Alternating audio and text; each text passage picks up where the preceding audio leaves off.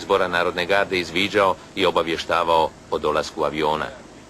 Tog dana ti avioni koje sam snimio vraćali su se iz Šibenika prema nama, išli su morem, odnosno poviše mora.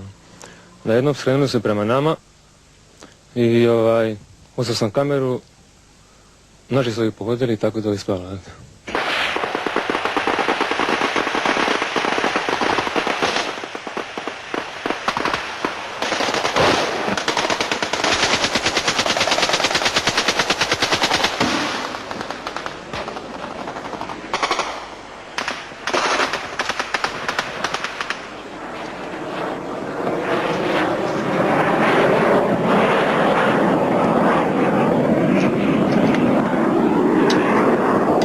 Pogodi ga! Oba dva! Oba dva! Oba dva! Oba su pala!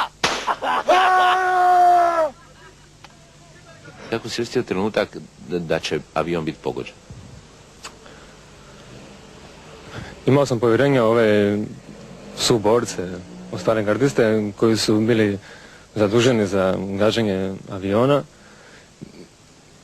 Bio sam siguran da ću snimiti neki pogodak i obaranje aviona i kad me to pošlo za rukom bio sam sretan, snimka se vidi da su bili sretni i ostali gardisti.